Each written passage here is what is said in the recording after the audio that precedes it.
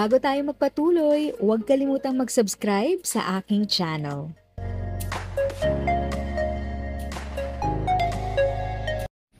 Thank you sa pag-click ng aking video. Good day po sa lahat ng ating SSS pensioners. Sa mga bagong viewers at napadaan lang, by the way, I'm Tita Eda.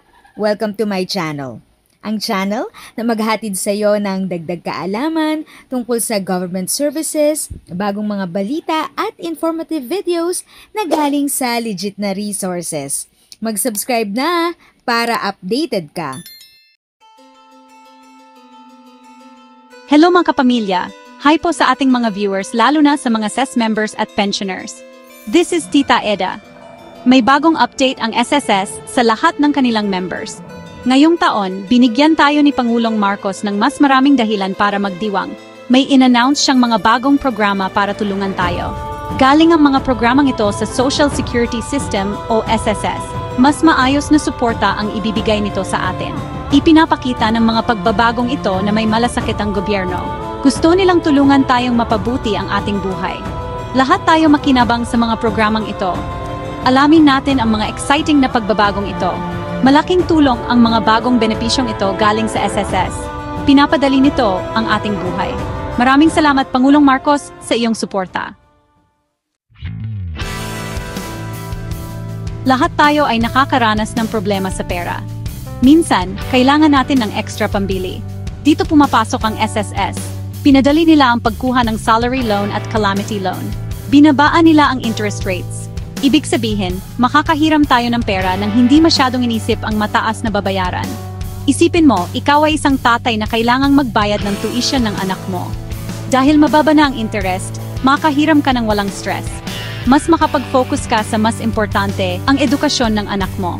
Isa lamang itong halimbawa kung paano tumutulong ang SSS. Malaki ang nagagagawa nila sa buhay ng mga ordinaryong Pilipino.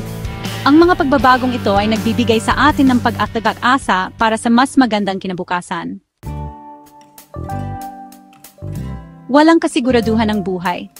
Kapag pumanaw ang isang asawa, maraming pagsubok ang hinaharap ng naulila. Kinikilala ito ng SSS at pinalawak ang pension loan program.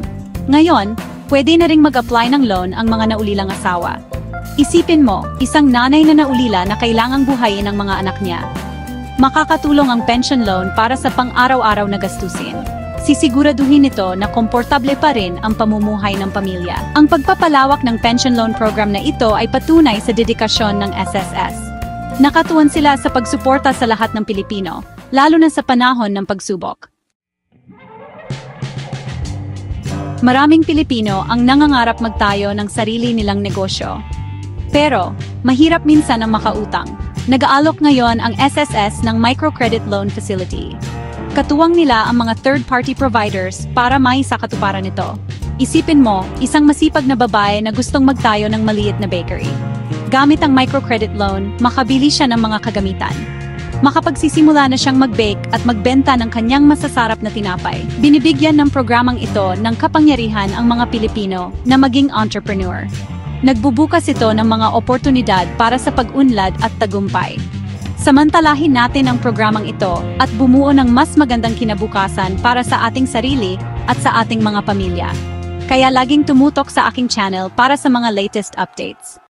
If sa tingin mo, natulungan ka ng video ko na ito, nakasave ka sa oras mo, you can click yung thanks button at any amount ay malaking help sa pag-grow ng channel ko. Yun lang po muna ang aking update.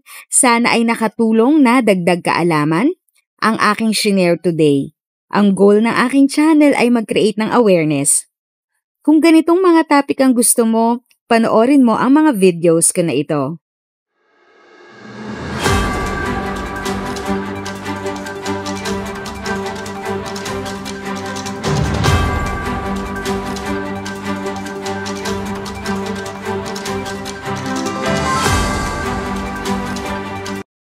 Thanks for watching! Kung may kapamilya, kaibigan o kakilala sa tingin mo ay magiging interesado sa video, please share or tag sila sa comment section. At syempre, if nagustuhan mo ang video, i-like mo na ito at subscribe ka na din. As always, feel free to write your questions, comments, and opinions respectfully. And continue to be a blessing and stay safe.